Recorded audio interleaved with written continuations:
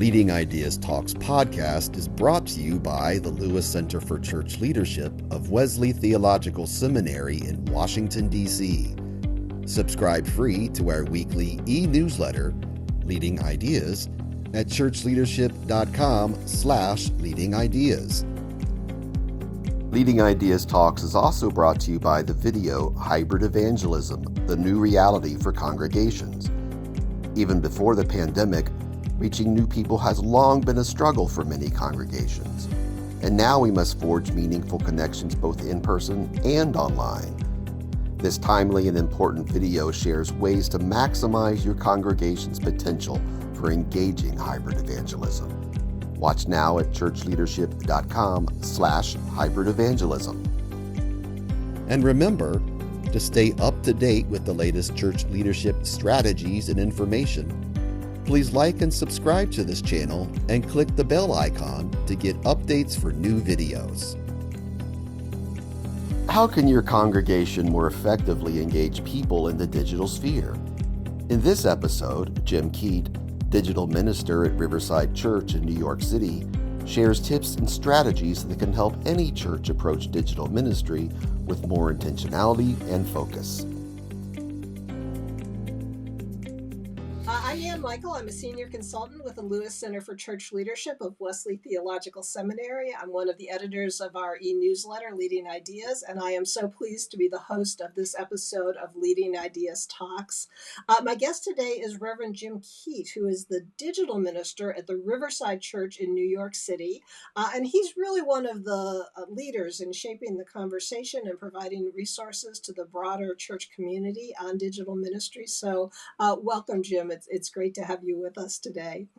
Thanks, Anne. Really, really great to be with you and all of your fantastic listeners. Yeah, so just so that our listeners can know a bit more about you and your work, I wondered if you could just briefly share the story of how digital ministry became what seems to be your primary calling now.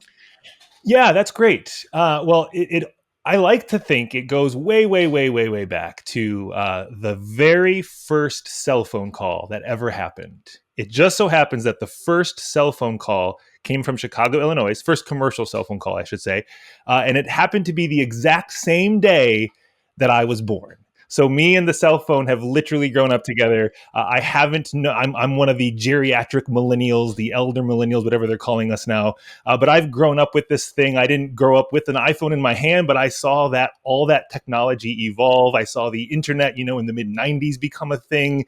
I found my way as an emerging adult as the internet was emerging through its own adolescence, probably in perpetual adolescence. So all this to say, I've just found myself swimming in these waters since they were kind of poured upon us. And then simultaneously, I've always felt myself drawn to various aspects of ministry and what, God might continue to be up to in us and in spite of us in the world around us.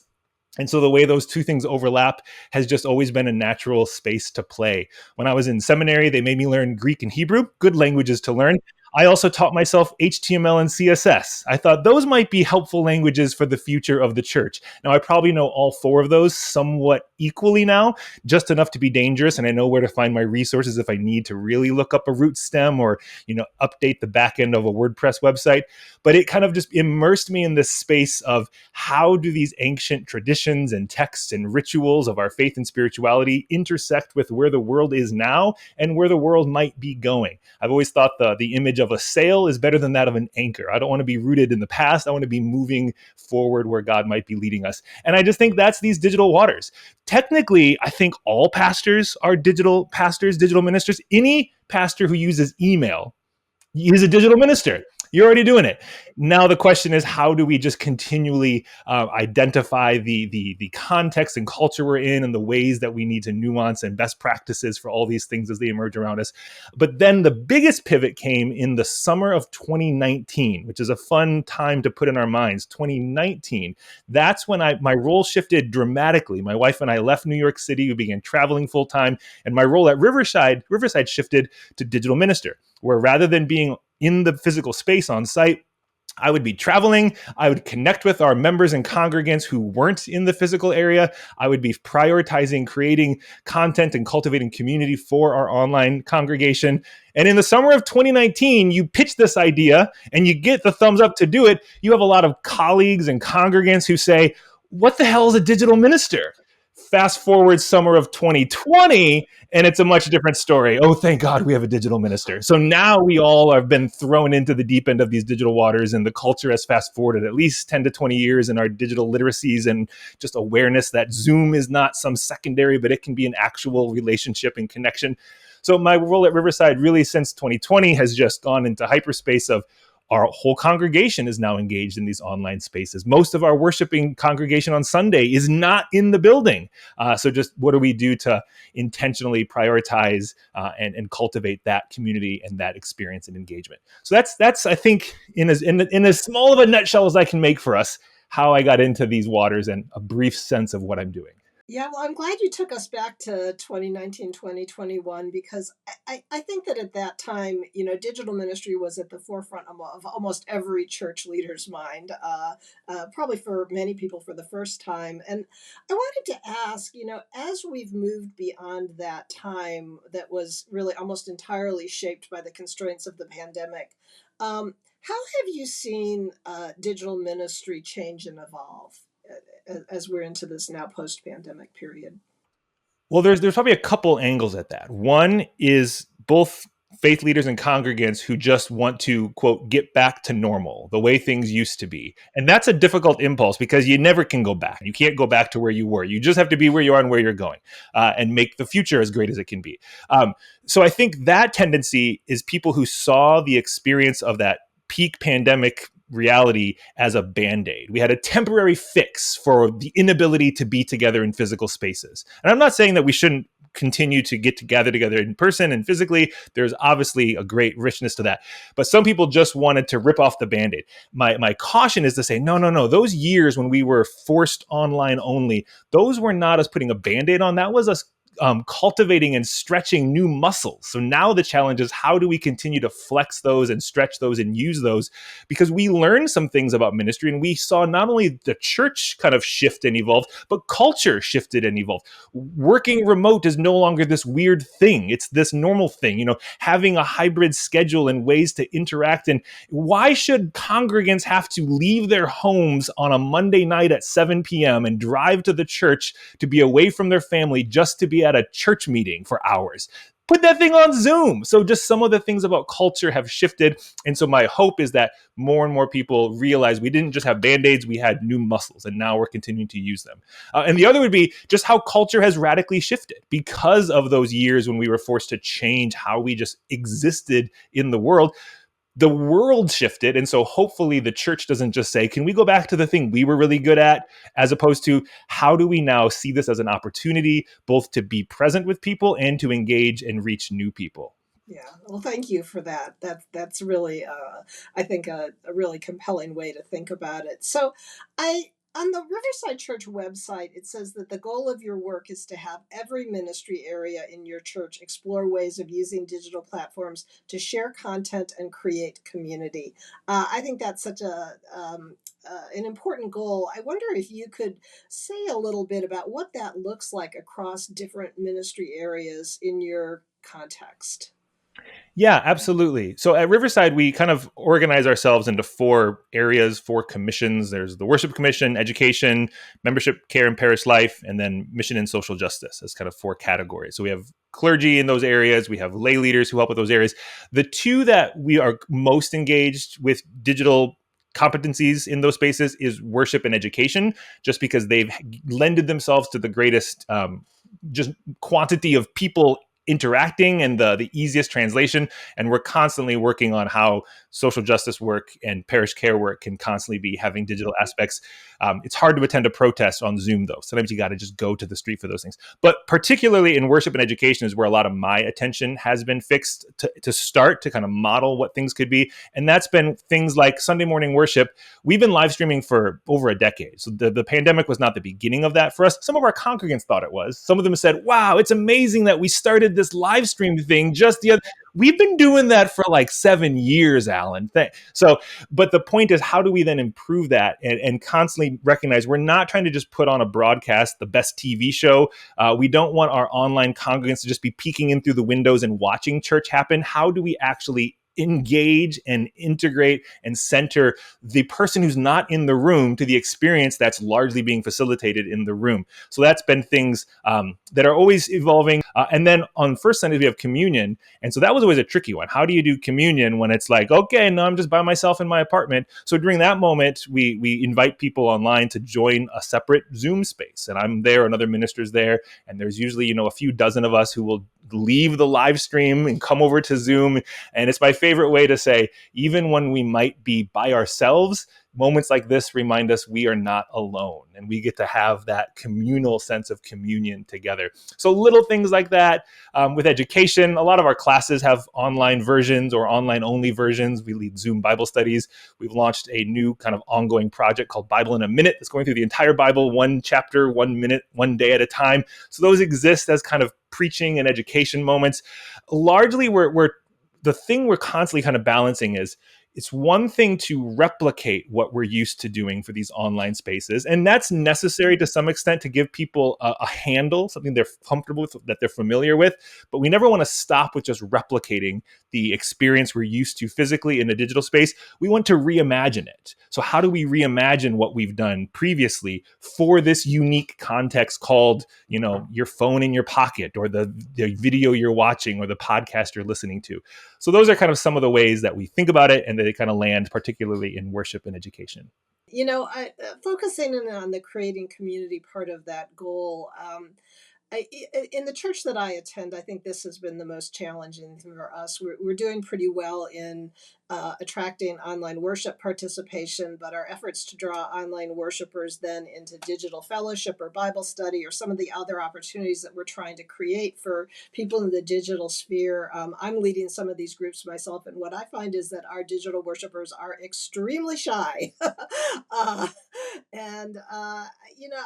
wondered, what would be some first steps that a church can take to move people toward interactive engagement as opposed to just viewership, as you mentioned a minute ago? Yeah, some of that depends on the platform, the goals of it all. But I think the biggest thing is that the digital things can't just be, oh, yeah, someone's going to take care of that. It has to be integrated as a central part of what the community is doing. It can't just be the secret thing for those. It has to be central and present and celebrated and integrated. It can't just be left. It's like the worst youth ministry is the one where the youth pastor is the only one who knows the kids' names. The point of a youth pastor is to help everybody care for intergenerational capacities in our church. And I think the same for someone who's assigned the speciality of digital ministry. My job isn't to do all the digital ministry, but it's to kind of advocate for the need for all of us to do digital ministry, to model it, to lead it, to consult. And so I think in some sense, making sure it's a shared responsibility and experience. So when we relaunched, we had a Bible study for years on Sunday morning that had been on site, and then the pandemic moved it completely online, and then eventually we tried to make it a hybrid thing, which ended up not really being the best experience for anybody. So now we've separated it into an on-site and an online, 2 different experiences. And so we wanted to launch that well to make them both really robust experiences. And so our senior minister sent probably 30 or 40 personal emails inviting people, hey, would you join? I know you're not in the area. Would you join this online one? So just from the highest, pulpit of our church, we had that person sending out invitations. It wasn't left to just, anyone else to manage. So making sure everyone is aware of it and centralizing it. I think just recognizing what are the needs of the people you're working with. Are you trying to reach people from far, far away and hoping to find new congregants? Or are you trying to meet the needs of the people you already have? Not saying that one is better than the other, but they're different approaches. And so if it's meeting the needs of the people you already have, what are their needs? They can't make it in for whatever reason. So what do they want and they need? What's the best time and day and experience they're looking for? Surveys kind of a thing, focus groups. And I always think trying something in a limited capacity so you don't feel the need to just do it forever. Churches are great at starting something and then we never stop doing it. And they're like, oh, how do we get out of this? Try a thing, learn from it, fail fast. You can learn even faster and try it again. But particularly in digital spaces, It's centralizing it so it's not an afterthought, and it's giving yourself permission to evolve and shift, to go in knowing this is largely a new space for all of us. So what I think it's going to be at the beginning might shift at the end, and that's okay. Being flexible and letting it evolve. Don't be offended if people turn their cameras off on Zoom. That's the space they need. That's okay. However people want to engage, just be adaptive to those moments and spaces. Mm-hmm. I want to go back to something you said just a minute ago, where you're talking about sort of an integrated approach to digital ministry and the need to really advocate for it. Because I think, at least what I'm finding in my church, is that there are a lot of people sitting in the pews on Sunday morning who frankly don't place a tremendous priority on trying to connect with people who they kind of imagine to be, faceless, anonymous, vague group of people who are somewhere out there. And so I think there really is a task for creating a vision, getting congregants and congregations excited about the digital mission field, and sort of being able to share a compelling vision for why a congregation needs to invest in this. I mean, what ideas would you have to help a church leader who wanted to see their congregation get more engaged, to build a consensus for it within their own congregation? Yeah, I think part of it would be starting with what you're already doing, and then how can that just be, nuanced to have an extended reach and impact. Like my favorite thing is to just tell people, I'm guessing your church is having someone standing up every Sunday to talk for 15 to 20 minutes, and they put a lot of effort into those words. What else could that become? So that's something that's designed largely for being offered in the physical space, and it's probably broadcast and live streamed and whatnot. But simple things are like, is that sermon available by its own experience after the fact? Not that we're just glorifying worship as a sermon-centric experience, but it becomes a formative moment, a vision casting moment, a community engaging moment. So simple things like publish that sermon on YouTube, and don't call it Sermon July 21st. Call it something compelling, so the title, it might be the kind of thing people would search for, and give it an intentional thumbnail, whether you have the capacity to design something, but just those are little tweaks on YouTube to let your video have an extended reach. And then let your congregants know, hey, did you enjoy today's sermon? Here's where you can listen to it. We would love for you to share it with somebody. Empower them to be digital evangelists. But then beyond just the sermon that was preached, my other favorite thing to do is to say, all right, what if before the sermon, before Sunday, midweek, could the pastor who's preaching and another person on staff or a congregant have a conversation on Zoom, a podcast, whatever kind of a thing, a sermon prep experience, kind of showing some of the cards, letting the congregation even be engaged in the sermon before it's offered. We do this at Riverside. We call it That'll Preach. Myself and the senior minister typically talk about the upcoming lectionary passage, and congregants love it because they come to church with an idea of what to expect, and they feel connected leading into the service, not just like, ho hum, where's Sunday? So I guess, as I have read on this subject, had conversations with other church leaders about it, I think one of the questions in the back of my mind always is, whether online ministry is going to be an essential calling of every church, regardless of their size and location. My denomination is United Methodist. The median worship attendance in United Methodist churches across the country is 38. And so I'm kind of wondering whether, do you think we're headed toward sort of a digital divide, to use that term that's been used in other settings, where larger, higher visibility churches are going to be the ones with viable digital ministries? Or do you think this is something that any church can be, using as part of their ministry? Yeah, I think in my mind, there's a couple ways I look at that. One is it always starts with just reflecting on who you are currently serving and who is currently, who are you called to pastor? Who are you called to serve? And I think, does every church have a full-time youth pastor or children's ministry leader? No. Does every church even have a youth group or Sunday school? Well, not if there aren't any kids or children.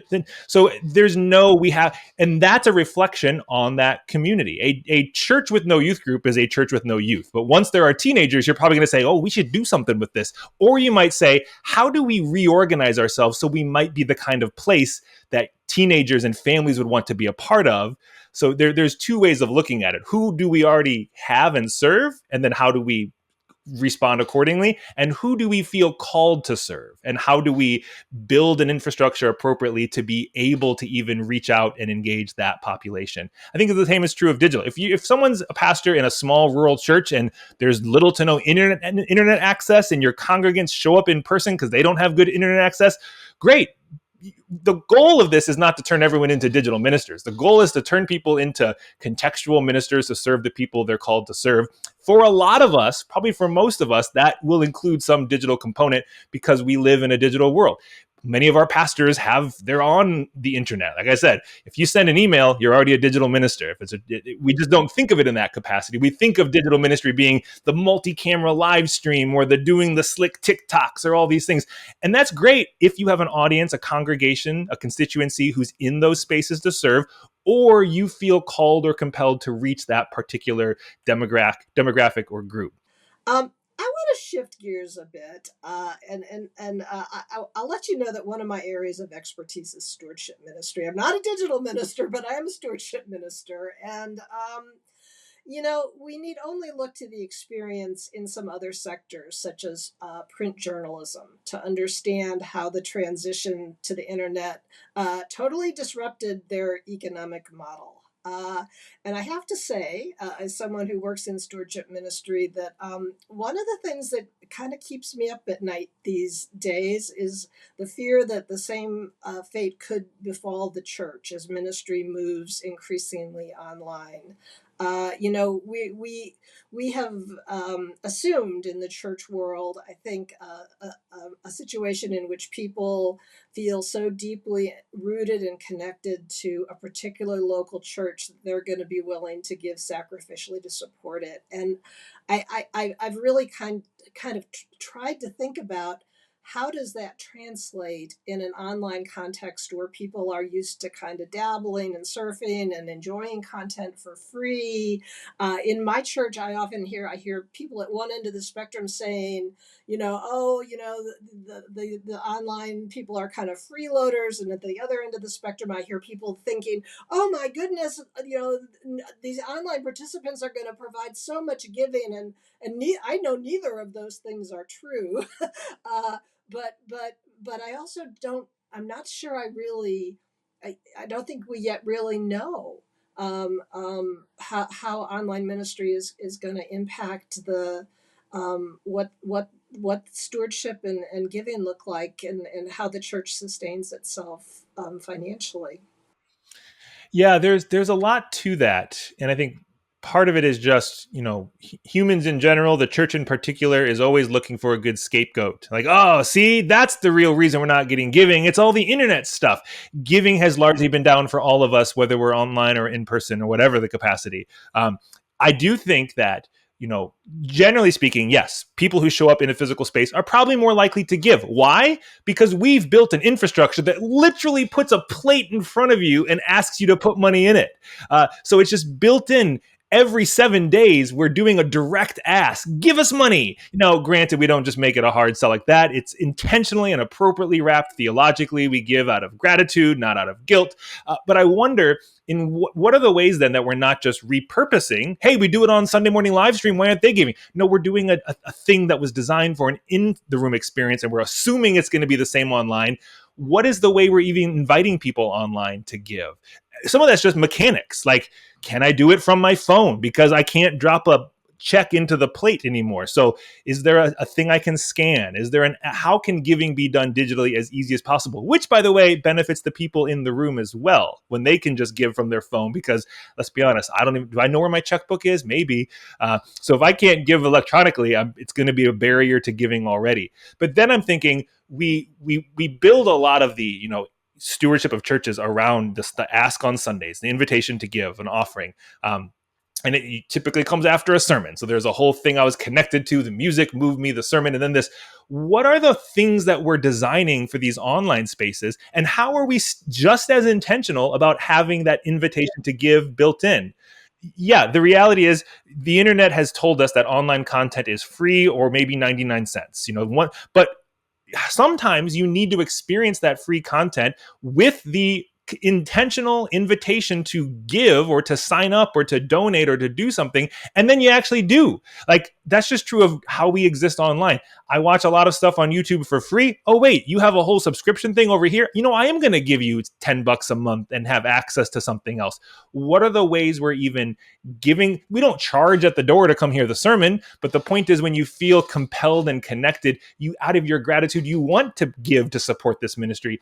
How are we even framing it for these online things? So that's where you have to be intentional about what is the pathway that even empowers that person to give. And how do we do more than just make it about money? How can we say, you sharing this resource is a way of giving. You offering to volunteer and serve in these online spaces is a way of giving, which again is true for churches. When it just becomes about putting checks in the offering plate, we've missed the point theologically of giving.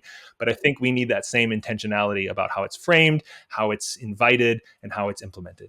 Yeah, thank you for that. I mean, one of of course, the growth in online giving in recent years has been one of the tremendous benefits, the silver lining of the pandemic.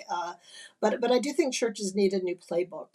I think we're so used to appealing to people who are sitting in front of us, and with fewer and fewer people, in the pews on Sunday mornings. I think we need to learn how to extend the ministry of generosity beyond the walls of the church. That's exciting to me, and I think allows us to think about ways in which we can teach people about generosity, beyond the walls of our church. Yeah, thank you. So I am really impressed with the amount of resources that you're making available to help other people, do this well. I wondered if you could, as we conclude, if you could share a little bit of information on how people can access some of the other resources that you're making available. Yeah, my space is fun because I get to do this in a church at Riverside. So trcnyc.org is Riverside's website, where you can find a lot of what we're up to. We have a whole space with our digital ministry stuff. There's pretty easy to find on there, I hope.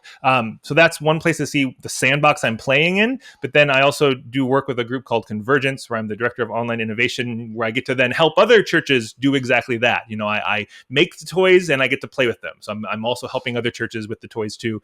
So convergenceus.org is the website there. I think my website might have it. jimkeat.com probably is a good starting place to find all these things. But through Convergence, I'm often having different webinars. I'm convinced that, churches can use the internet for good, and we can even use the internet well. I hope that we can do both, and I'm committed to helping us all do the best we can along the way. Yeah, well, thank you for your dedication to that. Thank you for the help that you've given us this morning. It's been a pleasure to talk with you. Likewise. Thanks, Ann. Appreciate it. Thanks for joining us for Leading Ideas Talks. Please like and subscribe to this channel and click the bell icon to get updates for new videos.